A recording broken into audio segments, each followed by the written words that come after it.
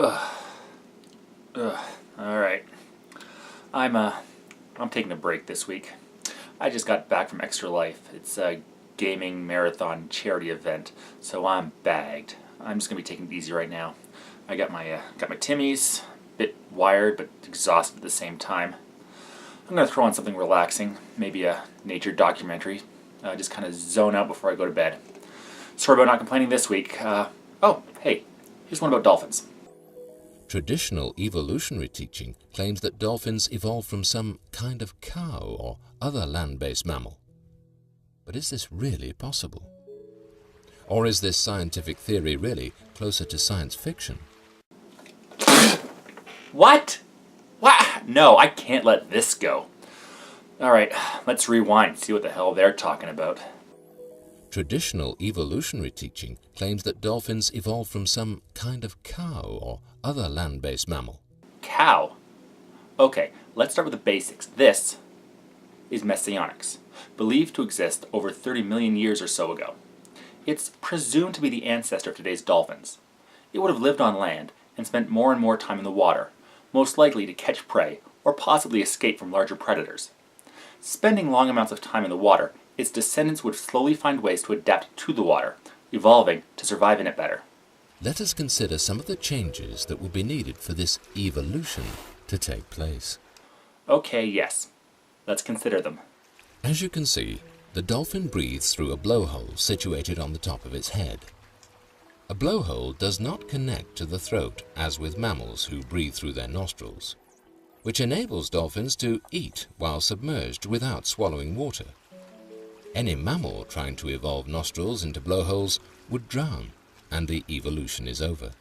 Yes, the nasal cavity of the proto-dolphin would have slowly moved up its head, an evolutionary process known as nasal drift, allowing these creatures to breathe easier while keeping most of their body submerged. The early proto-dolphins probably had to bring their food up to the surface to eat it, so they could eat and not drown, like some other sea-dwelling mammals.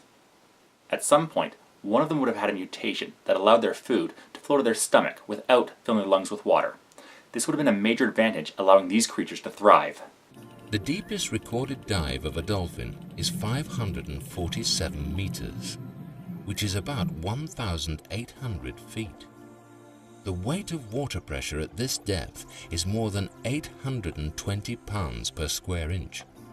Imagine the problems facing any land mammal attempting such a dive. You would think that in their past the proto-dolphin could only go so deep, but slowly evolved the ability to go slightly deeper, giving them a better advantage over the ones that had to stay closer to the surface. Over the generations, their abilities to survive at deeper and deeper depths allowed them to get to the point where they're at now. They would also not be able to see properly, be unable to breed, sleep, eat, hear, or swim efficiently. All of these functions have to be specially designed for life to survive in the oceans. And most of these features evolving gradually would kill the animal. Evolving gradually is the only way to make sense of these changes. Being able to go a little deeper, where descendants will grow accustomed to that depth and thrive, after a few generations they can go even deeper, the descendants getting even more accustomed to that greater depth, and so on. So, after many generations and many small changes over time, the species will be able to go as deep as it does now.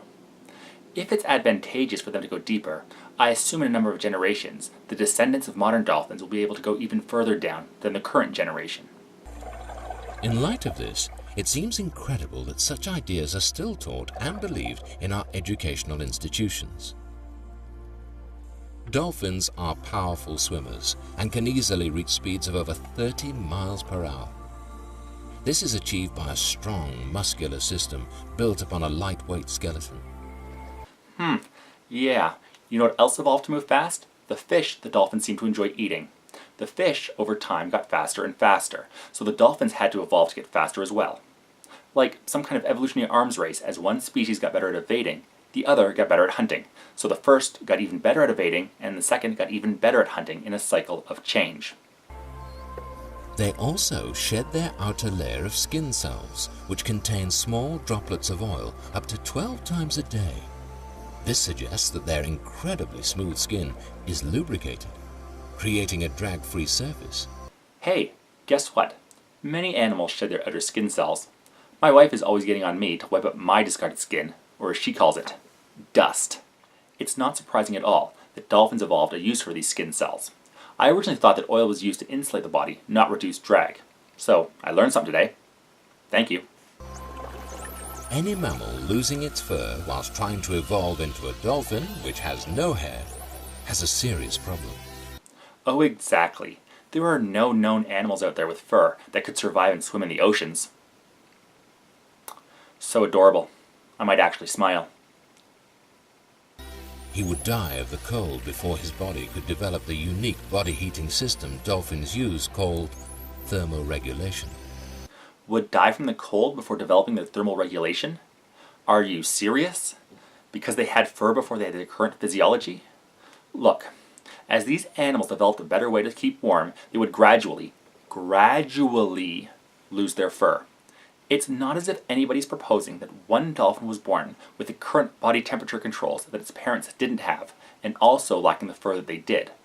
As one tool of their biology slowly developed, the other would slowly fade away. Dolphin calves are born tail first, because as air breathers, the head has to appear last so the baby does not have to wait to draw its first breath. If it were born head first, they could drown before their entire body has emerged. In past generations, yes, the proto-dolphins probably had to come to the surface to give birth. When a mutation allowed one female to give birth backwards, that again would have proven a major advantage to the other creatures it was competing against, and advantageous adaptations are quickly passed on through the species. Any one of these so-called adaptations taking place gradually is enough to kill off any species. And all of them happening together is simply a statistical impossibility. Well, yeah, if everything happened at once, it would be a statistical improbability. But all those changes happen gradually over millions of years to give us the current modern dolphin. While it's not only improbable, it's very likely that an animal would evolve in ways that would help it survive in environments like the oceans. Add to this that any change in design requires intelligence and energy. No, change can also come about by the slow route, brought about by small mutations that are nurtured and supported by natural selection. Very small changes in individual animals over many generations and lots of time will result to a major change in a species. Humans can design submarines, boats, and scuba equipment because they can study the new environment that they will be entering. Animals do not have this foreknowledge. Yes, that is how we do it, because compared to the change in evolution, we want things done in a hurry. We don't want to wait generations for a boat to be built by blind trial and error when we could design and build one in a fraction of that time with our knowledge of the natural world. But that does not mean that's how everything was created. There is absolutely no evidence for an intelligent creator being who is running the whole show. The processes of nature alone without intelligence simply do not bring about changes in design. Yes, they do. Small changes over a long period of many generations, weeded out by the process of natural selection, the fact that animals that are better able to survive and breed have a better chance to survive and breed, results in the diversity of life as we know it. You may not share our intellect, which might explain your disrespect for all the natural order.